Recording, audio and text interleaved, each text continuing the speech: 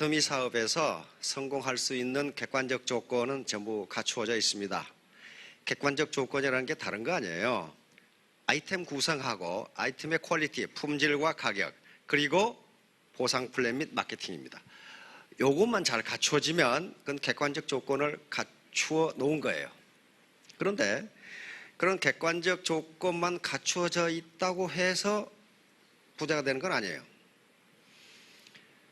예를 들어서 우리 지금 본사가 공주로 갔는데 공주 시내도요 엄청난 부자들이 있어요. 그런데 엄청난 가난뱅이가 있어. 같은 환경이에요. 같은 환경인데 어떤 사람은 가난뱅이고 어떤 사람은 부자예요. 같은 마을에도 그렇고 아무튼 어떤 지역사회 여기에 세종시에도 마찬가지일 거예요. 엄청난 부자가 있는가 하면 끼니도 해결하기 어려운 가난뱅이가 있어요. 그러면 객관적 조건은 같잖아요. 세종시에 산다는. 그러면 누가 부자가 되고 누가 가난뱅이가 되느냐? 그것은 자기 주관적 조건에 달려 있어요. 주관적 조건이 뭐냐 하면은 어려운 가운데서 성공을 일구어냈던 현자들이 이구동성으로 얘기하는 게 부자가 되겠다는 생각, 그 하나밖에 없어요. 부자가 되겠다는 생각. 나도 부자가 되고 싶은데 그건 결심이 아니고 소망이에요. 소망이고 소망만 가지고는 안 돼요. 결단을 해야 된단 말이에요. 여기 이 고등학교를 다니신 분은 아마 수학 시간에 수학책, 수학 선생님 얼굴만 보면 그때부터 졸리기 시작하는 그런 분들이 대부분이실 거예요. 그러면 고등학교 때 배웠던 지수함수라는 게 있어요. 지수함수. 뭐 그런 게 있다고 합시다. 지수함수. 지수함수라는 게 있어요. 또는 로그함수. y는 이퀄 로그 x.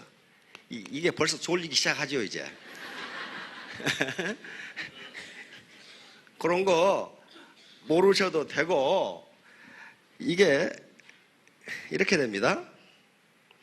이렇게 가다가 어느 순간에 이렇게 올라가요.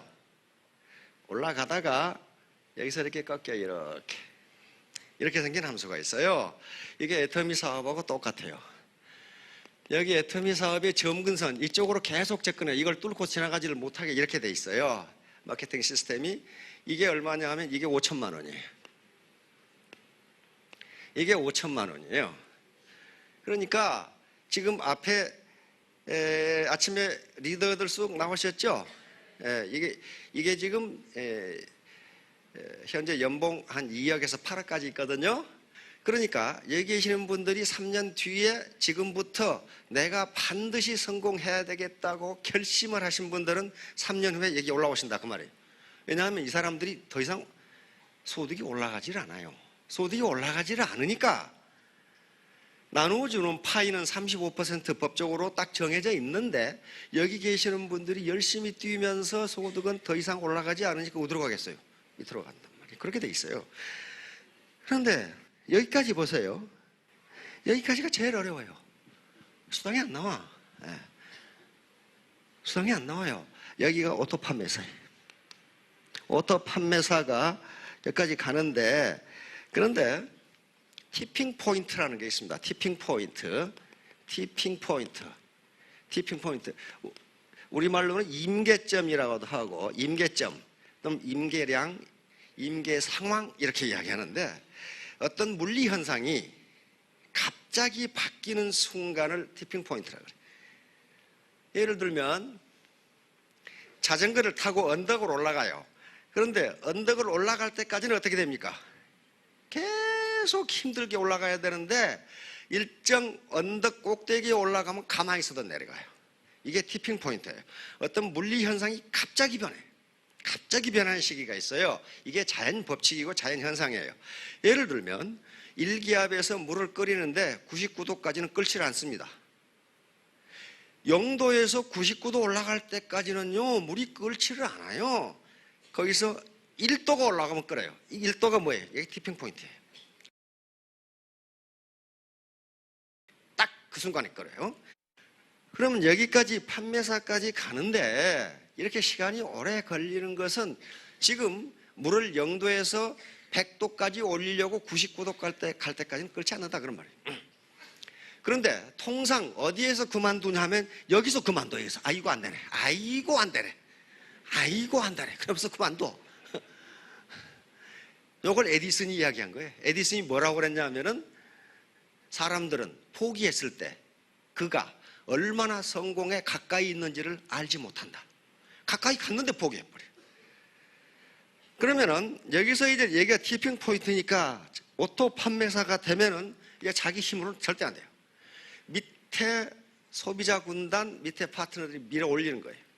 밑에서 밀어 올려요. 그러면 여기서 어떻게 돼요? 폭발적으로 늘어요. 이렇게. 폭발적으로.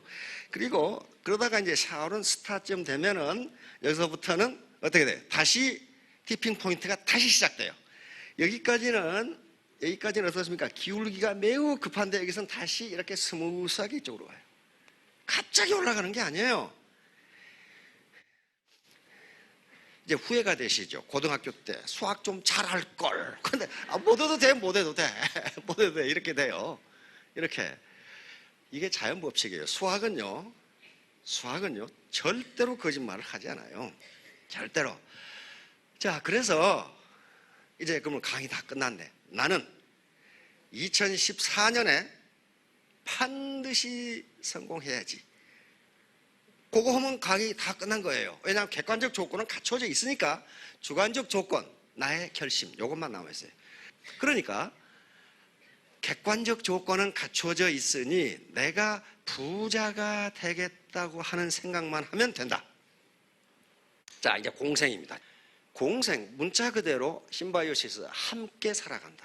지금까지 다윈의 진화론, 생물 진화론이 학계를 풍미하면서 자연 생태계는 약육강식, 생존 경쟁, 적자 생존 또는 자연 도태, 자연 선택 이런 것들이 자연계를 지배한다 이렇게 인식되어 있어요. 그런데 학자들의 연구가 계속되면서 자연은 약육강식이 아니고 공생한다는 게 결론입니다. 공생하지 않고 만약에 약육강식 생존 경쟁만 벌어졌으면 자연은 지금쯤 멸망하고 없다는 거예요. 그런데 이런 다윈주의, 다윈의 생물 진화론을 사회로 끌어온 게 허버트 스펜서라고 하는 영국의 철학자입니다. 사회도 유기체로서, 초유기체라고 그랬어요. 초유기체로서 진화한다. 19세기 말 20세기 초에 열강들이 후진국을, 개발도상국을 침략해서 식민지로 삼는 이론적 근거가 요거예요. 진화론이에요. 즉 진화가 잘 된 서구 사회가 진화가 덜 된 후진국을 지배하는 것은 이건 자연 법칙이기 때문에 매우 정당하다. 그렇게 주장을 했어요. 야, 이분들이 그런 주장을 했던 사람들인데 이 사람들은 뭔가 착각을 하고 있단 말이에요. 생물학자들이 계속 연구를 해본 결과 자연은 그렇게 되지 않는다. 공생관계에 의해서 이루어진다. 이렇게 공생관계. 자, 왜 이놈을 그려놨냐 하면은 초원에서 사자가 가장 힘이 센 놈인데 가장 힘이 센 놈도 일단 배가 부르면은 아무것도 안 하고 자빠져 자고 있어요. 그렇잖아요. 옆에 초식 동물이 왔다 갔다 해도 소, 닭, 보도 다 하고 있어. 다시 말하면 자연에서는 후손을 위해서 또는 다음에 먹기 위해서 창고에 쌓아두기 위해서 사냥하는 법이 없다예요. 오로지 자기 생존에 필요한 것만 사냥한다. 그것도 어떤 것을? 늙고 병들어서 달리지 못한 것. 그걸 청소해 주지 않으면 생태계가 멸망해버린다 이거예요. 뭐 때문에? 초지는 한정되어 있는데 초식식물이 계속 늘어나면 풀이 부족해서 황폐가 돼버려요. 그러니까 그걸 요놈들이 처리해 주는 거예요. 이렇게 되니까 학자들은 생태계의 기본 메커니즘은 공생이다. 이런 결론에 도달합니다. 그래가지고 이게 이제 우리 사회가 지금 공생이 필요한데 지금 신자유주의가 들어오면서 빈익빈 이건 세계적인 현상이란 말이에요. 이 현상이 지금 나타났단 말이에요. 그러니까 지금 미국에서도 월가를 점령하는 시위 1% 대 99%, 영국에서의 폭동, 이게 지금 자본주의 선진국들이에요. 여기서 이런 현상이 나타난다는 것은 우리 사회에 그렇게 하지 말라는 법이 없어요. 그렇게 되면 어떻게 됩니까? 공생이 아니라 공멸해요. 공멸. 한꺼번에 죽어요. 자, 그래서 약육강식이 자연 법칙이 아니고 공생이 자연 법칙이다. 공생. 바로 애터미 사업도 공생입니다. 나 혼자 성공해야지. 절대 성공 못해요. 못합니다. 같이 해야지. 같이 해야지 그러면 같이 돼요. 따라서 이제 공생의 조건이 있는데요. 토마스 홉스라는 사람이 리바이어던이라는 책이 있습니다. 리바이어던은 어떤 괴물이야. 이 성경 욥기에 나오는 괴물 이름입니다. 이 사람은 국가를 리바이어던이라고 그랬어요. 다시 말하면 모든 인간은 자유와 인권을 가지고 있는데 모든 사람들이 자기 자유만 찾다 보면 다른 사람의 자유를 침범할 수가 있다는 거예요. 그러면 법과 질서, 제도를 만들어서 그런 자기 이기주의적 행동을 못하게 만드는 기구를 만들어야 되는데 이게 국가다. 국가가 그런 일을 해줍니다. 조직도 마찬가지예요. 조직 속에서 모든 사람들이 이기적 행동을 하면은 한꺼번에 죽는 공멸 현상이 나타난다는 거예요. 그래서 조직에는 반드시 규정과 그리고 제도가 있습니다. 그걸 지키지 않을 때는 제재를 가하지 않으면 조직이 공멸한다는 거예요. 자, 이제 공생입니다. 공생. 이제 학자들은 자연 생태계는 생존 경쟁이 아니라 공생에 의해서 이루어진다. 이런 결론을 내린 게 무슨 도덕주의에 따라서 그렇게 한 것이 아니고 이건 과학자들이 하는 결론입니다. 그런데 이 공생 관계에는 통상 학자들은 상리공생, 편리공생, 편해공생, 기생 이렇게 나눕니다. 다음. 자, 상리공생은 문자 그대로 서로 이익이 되는 공생이야. 서로 이익을 주고받는 공생. 이 현상이 거의 지구를 지배합니다. 지구상에 있는 70% 이상의 나무에는 균근이라는 뿌리가 있어요. 그런데 거의 대부분의 나무에 요게 들어있는데 이 균근이 나무 뿌리보다 더 가늘어요. 가늘어가지고 멀리 뻗어나가가지고 나무가 흡수하지 못하는 무기질을 흡수해서 나무에 제공해줘. 그러니까 나무 뿌리는 이 균하고 같이 공생하는 거예요. 그러면 균은 뭔가 받아야 될 거 아니에요. 균은 햇빛이 비치면 죽어버리니까 땅속에 있어야 돼. 그런데 광합성에 의해서 들어오는 양분을 먹어야 된다고. 그러니까 나무가 광합성을 해서 이 균에게 나눠주는 거예요. 요게 지상에 있는 나무의 70% 이상이라는 걸 확인했어요. 그러니까 어때요? 미생물과 식물이 어떻게 됩니까? 공생을 하고 서로 주고받는 관계로 공생을 해요. 그런데 거의 모든 세균, 인간을 비롯해서 모든 동물들의 피부와 장 속에는 세균이 있어요. 그렇죠? 세균도 보통 많은 게 아니에요. 그 세균과 어떻게 합니까? 상리공생을 해요. 서로 이익을 주고받아요. 공생을 어떻게 하냐면 다른 종의 동물과 동물, 동물과 식물, 식물과 식물, 동물과 미생물, 식물과 미생물 서로 전부 공생을 하는 거예요. 공생을. 이런 거 보세요. 악을한 놈이 입만 닫아버렸다 하면 요놈은 골로 가죠? 그렇게 안 해. 절대로 그렇게 안 한답니다. 왜? 공생관계니까. 악어는 손가락이 없어가지고 자기 이 사이에 낀 찌꺼기를 빼낼 수가 없어. 근데 악어새가 빼줘. 그렇죠? 악어새는 그 대신 뭘 얻습니까? 먹이를 얻잖아요. 먹이를. 이런 식으로 바닷속의 모든 생물들이 공생을 해요. 이건 개미하고 진딧물이에요. 개미는 진딧물 엉덩이에서 나오는 달콤한 꿀물을 빨아먹고 그 대신 진딧물을 습격하는 놈을 막아줘. 그리고 여러분 벚나무 보면 말이죠. 벚나무에는 유달리 개미가 많다는 걸 알 수 있을 거예요. 못 보신 분은 다음 봄에 보세요. 다른 나무보다 벚나무에는 개미가 굉장히 많아요. 그것은 벚나무 꽃은 두 개랍니다. 두 가지인데 하나는 벌을 위한 꿀, 다른 하나는 개미가 먹기 좋게 만든 꿀이 있대요. 그래서 그 꿀을 먹으러 벚나무에 올라가는 거예요. 개미가. 그래가지고 벚나무 잎을 갉아먹는 벌레를 잡아먹어버려. 그러니까 서로 공생하는 거예요. 식물에는 이런 게 굉장히 많답니다. 편리공생은 한쪽은 이익을 보고 한쪽은 이익도 손해도 없는 게 편리공생이에요. 요 빨판상어, 요 소와 말 사이에서 벌레를 잡은 황노라는 놈이 있는데 요것은 소에는 아무런 피해를 안 주는데 요 놈은 소 사이에 벌레가 많아요. 그걸 잡아먹고 산다. 그 다음에 빨판상어가 대형 물고기. 자, 빨판상어는 큰 동물에 딱 달라붙는 빨판이 있답니다. 그래서 이놈은 항상 여기 붙어 돌아다녀. 저 혼자는 안 돌아다니고 붙어 돌아다녀요. 왜 붙어 돌아다니라 학자들이 계속 연구해 보니까 여기서 이놈이 잡아먹다 남은 먹이를 얻어먹어. 그리고 가만히 있으면 이놈이 가니까 저는 힘 안 들이고 옮겨 다녀. 그러니까 요놈만 이익 보고 요놈은 이익도 손에도 아무것도 없어요. 그런데 이 경우 요놈이 요 모체에 피해를 주면 그것은 편리공생이 아니라 편해공생이 됩니다. 자, 다음. 이제 편해공생은 옆에 있는 개체에게 피해를 주는 거예요. 페니실린이 전형적인 푸른 곰팡이에서 페니실린이 나오는데 옆에 있는 균을 다 죽여. 푸른 곰팡이가 나옴으로써 인류는 항생제를 만들었죠. 그리고 많은 생명을 살렸습니다. 플레밍은 영국의 의사인데 어렸을 때 집이 매우 가난했어요.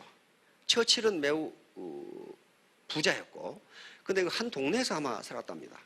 근데 어느 날 처칠이 몇 강으로 갔다가 물에 빠져버렸어. 물에 빠져가지고 허우적거리는데 그걸 플레밍이 봤어요. 플레밍이 뛰어들어가서 처칠을 구해줍니다. 그럼 큰일 날 뻔했죠. 처칠이 죽어버렸으면 2차 때는 져버릴 뻔했죠. 구해줘요. 그런데 플레밍은 자기가 의과대학에 가서 의사가 되는 게 꿈인데 집이 가난해. 근데 그게 처칠을 살려준 거야. 따라서 처칠은 자기 아버지한테 얘기해서 플레밍의 학비를 대주고 플레밍이 의사가 되도록 만들어줍니다. 이게 뭡니까? 상리공생이죠.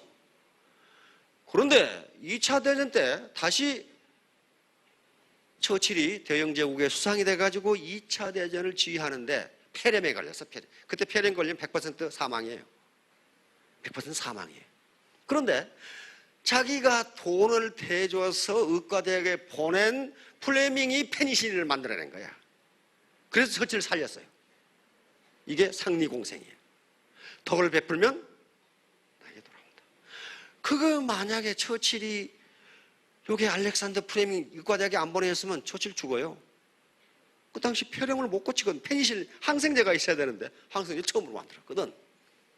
자, 바로 애터미 사업이 공생입니다. 혼자는 절대로 성공할 수 없어요. 근데 가끔 보면은 편리공생을 취하려다가, 즉 나만 이익 보고 다른 놈들은 이익 보고라 말하는 건 나는 관심 없고, 그러다가 그것이 결국 어떻게 되느냐? 편해공생이 돼요. 편해공생. 다시 말하면 남에게 일방적으로 피해를 줘. 그러다가 어떻게 발전하느냐? 나도 해야지. 그래가지고 상해공생이 돼. 서로 손해를 주는. 그러므로 반드시 상리공생만이 성공하게 돼요.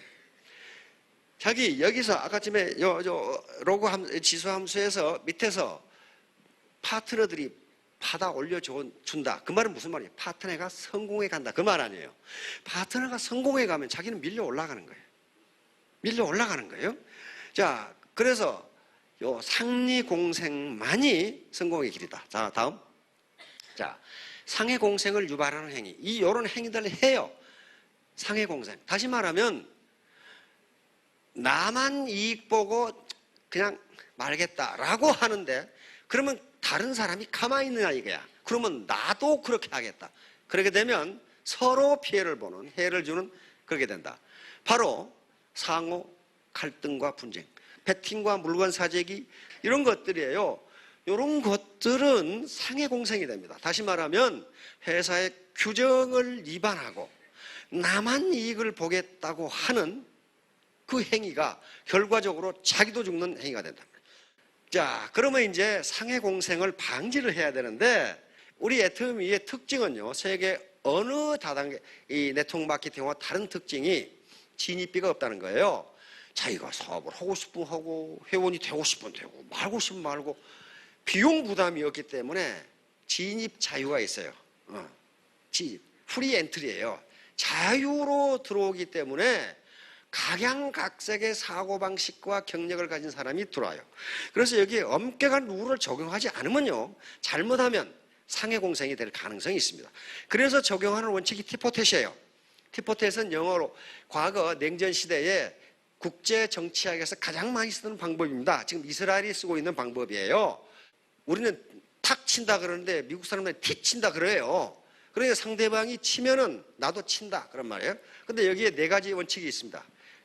처음에는 무조건 협력한다. 무조건 믿어. 내 파트너니까 믿어요. 우리 스폰서니까 믿어.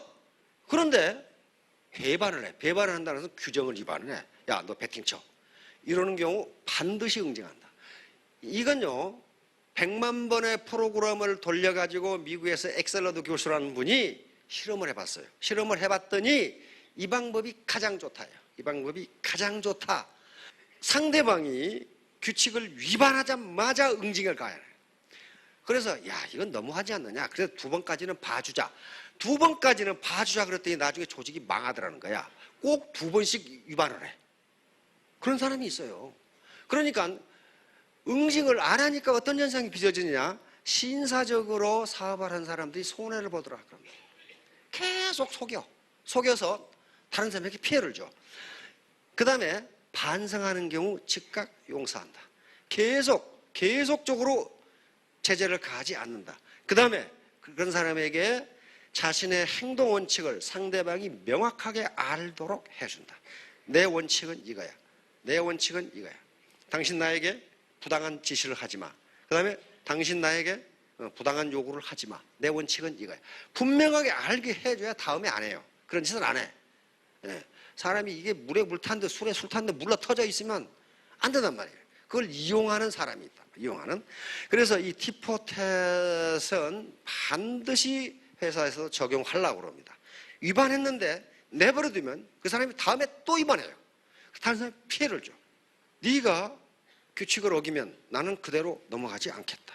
이렇게 하지 않으면 프리 엔트리이기 때문에 진입의 자유가 있기 때문에 잘못하면 질서가 무너질 수가 있습니다. 자, 결론. 집사광의.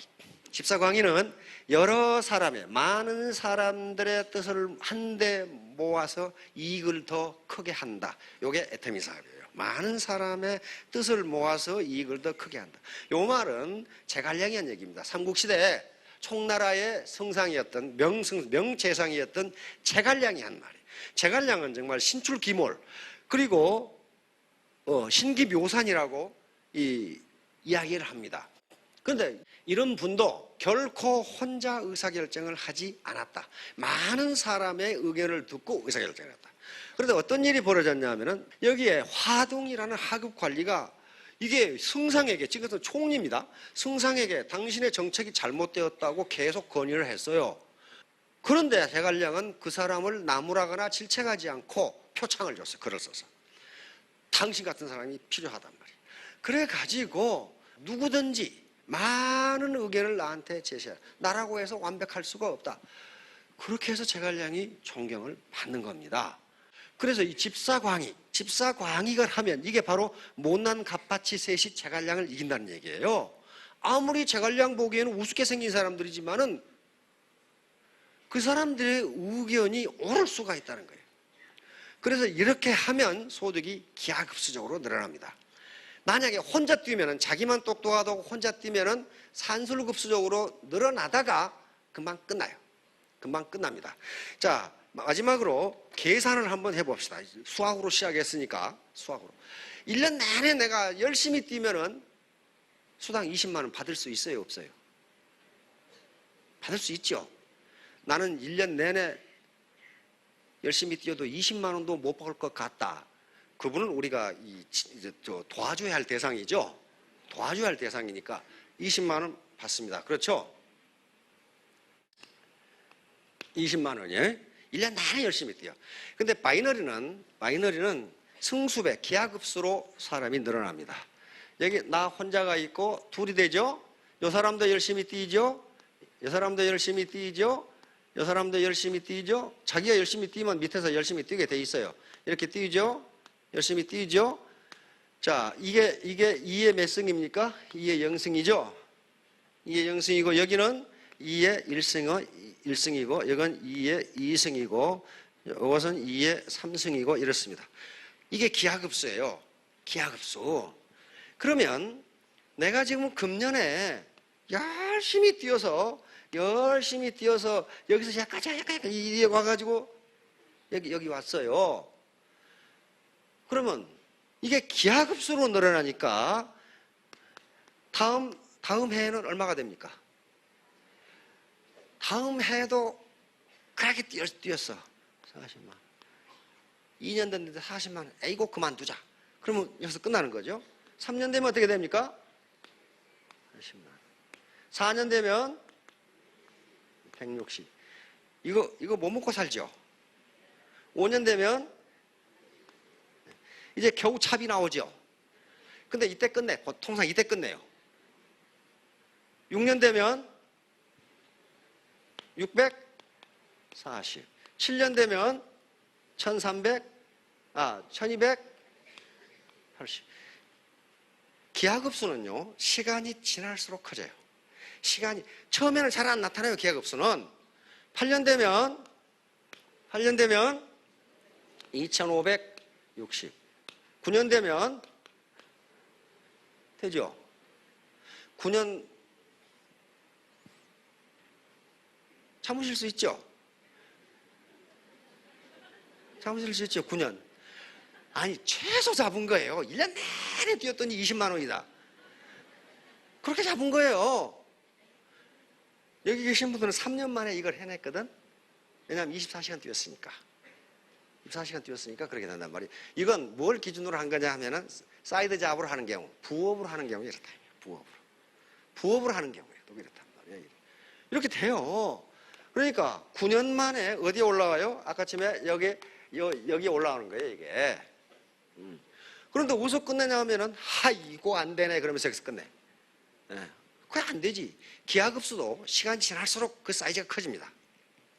자, 따라서 이제 이렇게 되려면 집사광익을 해야 돼. 나 혼자 안 하고 같이 성공하자. 자, 3년 뒤에 모두 월천댁, 이천댁, 삼천남, 오천남 가능하시죠? 예, 모두 크게 성공하시기 바랍니다. 감사합니다.